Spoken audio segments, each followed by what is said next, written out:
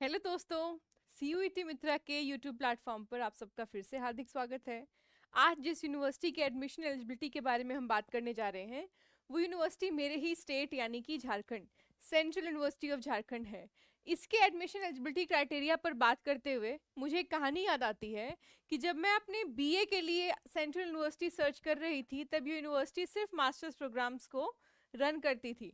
अब जब से सीयूईटी अंडर ग्रेजुएशन लॉन्च हुआ है, central university of Jharkhand under graduate courses को भी रन कर रही है। यानी कि जो झारखंड के रहने वाले लोग हैं, अगर उनको सेंट्रल यूनिवर्सिटी में सपना है कि वो पढ़ें, तो सेंट्रल यूनिवर्सिटी ऑफ झारखंड उनके लिए एक बहुत बड़ा ड्रीम गोअर हो सकता है।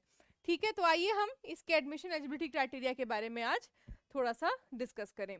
तो पहले तो सबसे पहले जैसे मैंने डिस्कस किया है आप सबसे कि आपका सबसे पहली प्रायोरिटी होती है CUET application form, CUET UG entrance, और झारखंड के सेंट्रल यूनिवर्सिटी में सीयूईटी पीजी एंट्रेंस के बाद भी आप एडमिशन ले सकते हैं। चलिए आइए देखते हैं जो इंटीग्रेटेड कोर्सेज है सेंट्रल यूनिवर्सिटी ऑफ झारखंड के, ये मुझे बड़ा अट्रैक्ट करता है क्योंकि ये यूनिवर्सिटी आपको बैचलर्स और मास्टर्स वो भी 4 साल में करके देती है। तो है ना आपके लिए एक बहुत बड़ा रिसोर्सफुल यूनिवर्सिटी। अब यहाँ पर जब आपने सीयूईटी एग्जाम दे दिया, आपके पास स्कोर कार्ड आ गया। स्कोर कार्ड आने के बाद आप दूसरा जो स्टेप फॉलो करेंगे यूनिवर्सिटी के एडमिशन साइट पर, जो कि हमारे यूट्यूब के नीचे लिंक सेक्शन में डिस्क्रिप्शन में दी हुई है, उस पर जाकर आप क्या करेंगे, आप करेंगे खुद को रजिस्टर करने के बाद आपको बुलाया जाएगा काउंसलिंग में। ठीक है, वो काउंसलिंग के लिए क्या क्या क्राइटेरियाज है उस पर भी हम नेक्स्ट स्लाइड में बात करेंगे। तो आइए हम लोग करते हैं। अब यहाँ पर देखिए क्या है रजिस्ट्रेशन प्रोसेस। अब मैंने बताया कि सीयूईटी एप्लीकेशन फॉर्म भर दिया, एग्जाम दे दिया, स्कोर कार्ड आ गया। चौथा स्टेप क्या है? चौथा स्टेप है रजिस्ट्रेशन। यानी कि आप एडमिशन के लिए आप सेंट्रल यूनिवर्सिटी ऑफ झारखंड के एडमिशन वेबसाइट पे जाएंगे, अपने प्रोग्राम के लिए आप खुद को रजिस्टर करेंगे। सिर्फ बीटेक एमटेक का जो कोर्स है वो वहां पर रजिस्ट्रेशन के लिए खुला नहीं होगा सीयूईटी के एंट्रेंस के। अब देखिए सीयूईटी यूजी 2024 या सीयूईटी पीजी 2024 में यदि आपको अच्छा स्कोर कार्ड आ गया, अच्छे स्कोर आ गए हैं, तो आप यहाँ पर एप्लीकेबल होते हैं यहाँ पे एडमिशन के लिए। ठीक है, एडमिशन के लिए। लेकिन सेंट्रल यूनिवर्सिटी ऑफ झारखंड के पास पूरी अथॉरिटी है कि वो क्या क्राइटेरिया रखती है एडमिशन का, वो कौन कौन से मापदंडों पर एडमिशन लेती है, वो उसके अंडर है। क्या आप उन मापदंडों पर खरे उतर रहे हैं कि नहीं उतर रहे हैं, ये भी वो कैटेगरी वो तय करेगी, यूनिवर्सिटी तय करेगी। आपको बस सीयूटी का एग्जाम अच्छे से देना है, और यदि आप देना चाहते हैं अच्छे से तो हमारे साथ प्रिपरेशन कर सकते हैं। चलिए, तो सीयूईटी स्कोर से मेरिट तय करना, यानी कि पहले आपका स्कोर जो है उससे आपका जो सेंट्रल यूनिवर्सिटी ऑफ झारखंड या कोई भी यूनिवर्सिटी है वो तय करती है मेरिट, कि आप मेरिट में आ रहे हैं या नहीं। अब ये मेरिट क्या है? मेरिट वो फॉर्मेट है जिसमें आप एंटर करके किसी भी जगह पे एडमिशन पाते हैं, यानी उस फॉर्मेटिंग में जो भी पॉइंटर्स दिए हैं क्या आप उसमें फिट बैठते हैं या नहीं बैठते हैं, वो है आपका मेरिट।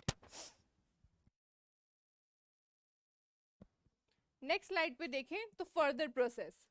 रजिस्ट्रेशन कर लिया, रजिस्ट्रेशन करने के लिए जो अहम चीज है वो है आपका मोबाइल नंबर और ईमेल एड्रेस। इस स्लाइड पर मैंने मेंशन किया है कि आपका फोन और आपका ईमेल एड्रेस या तो आपका होना चाहिए, या आपके किसी गार्जियन का होना चाहिए, या आपके पेरेंट्स का होना चाहिए, या आपके एल्डर सिबलिंग्स का होना चाहिए। कारण कि ये फंक्शनल होगा तभी इस पर आपके अपडेट्स जो है एडमिशन के वो आएंगे। फिर फी पेमेंट, जो रजिस्ट्रेशन की एक मिनिमल फी होती है 500 to 1000 के बीच में, वो आपको ऐसे अकाउंट से फिल करना है जो कि आपके घर का अकाउंट है, आपके पेरेंट्स का अकाउंट है, बड़े भाई बहनों का अकाउंट है। क्योंकि अगर आप एडमिशन रिफंड करते हैं और आपने एडमिशन की भी फीस भर दी है, तो आपको एडमिशन रिफंड यदि कभी करना हो 1 महीने के अंदर, तो भी आपके पास ऐसा अकाउंट होना चाहिए जिसपे कि आपका पैसा आप तक पहुंच जाए, है ना। तो आपने काउंसलिंग के लिए फिल कर दिया फॉर्म, रजिस्ट्रेशन कर लिया, फिर यूनिवर्सिटी आपको सीट एलोकेट करती है ऑफलाइन काउंसलिंग के बाद। यानी ऑफलाइन आप जाते हैं यूनिवर्सिटी में, आप अपने आप को वेरीफाई कराते हैं। वेरिफिकेशन होने के बाद आपकी यूनिवर्सिटी देखती है कि आपने जो भी डॉक्यूमेंटेशन भरा है क्या वो 100% सही है कि नहीं है, जो इन्फॉर्मेशन थी उसको मैच करती है, और फिर आपको सीट एलोकेट करती है, ये तय करने के बाद कि कैटेगरी में आते हैं, क्या आपकी कोई कैटेगरी क्या आप किसी कैटेगरी में नहीं आते हैं, आप EWS हैं, है ना, या आप कोई माइग्रेंट हैं, या आप कश्मीरी रेसिडेंट हैं, डोमिसाइल कश्मीर का है तो उसका भी रिजर्वेशन है। जो सारे रिजर्वेशंस हैं वो UGC के रेगुलेशंस के अंडर फॉलो किए जाते हैं। अब आपने डॉक्यूमेंटेशन तो करा लिया, रजिस्ट्रेशन हो गया, काउंसलिंग हो गई, ऑफलाइन बुला लिया गया, फिर यूनिवर्सिटी जो है वो मेरिट लिस्ट निकालती है शॉर्ट लिस्टेड कैंडिडेट्स की, जो कि वेबसाइट पर ही होगी। ये समझने वाली बात है कि प्लीज आप लोग करंट जो भी एडमिशन सीकर्स हैं, कंटिन्यू जिन जिन यूनिवर्सिटीज में एडमिशन का आपका चांस बन रहा है, वेबसाइट रेगुलर देखा कीजिए। अभी मेरे पास पिछले वीक एक स्टूडेंट का क्वेरी आया था कि मैम मेरा BHU वसंता में फिलॉसफी ऑनर्स में हो रहा था, लेकिन एडमिशन नहीं ले पाई, क्यों? क्योंकि डॉक्यूमेंटेशन वेरिफिकेशन और रजिस्ट्रेशन का जो डेट था लगभग 20 अगस्त का था, वो मिस हो गया, वो मुझसे मैं मिस कर गई उसको नोटिफिकेशन को देखना। तो यहाँ पर आपको हर टाइम अपडेटेड रहना पड़ेगा हर यूनिवर्सिटी के नोटिफिकेशंस के साथ। तो शॉर्ट लिस्टेड कैंडिडेट्स का भी जो है वो लिस्ट आ जाता है। फिर कैटेगरी वाइज मेरिट लिस्ट होती है, पहले रिजर्व कैटेगरी के लोगों के लिए मेरिट निकाला जाता है, फिर अनरिजर्व ऑफ कोर्स जो कैटेगरी में नहीं है उनके लिए। तो यहाँ पर आपका सिलेक्शन प्रोसेस हो गया। सिलेक्शन प्रोसेस के बाद आपको बुलाया जाता है फिजिकल रिपोर्टिंग के लिए।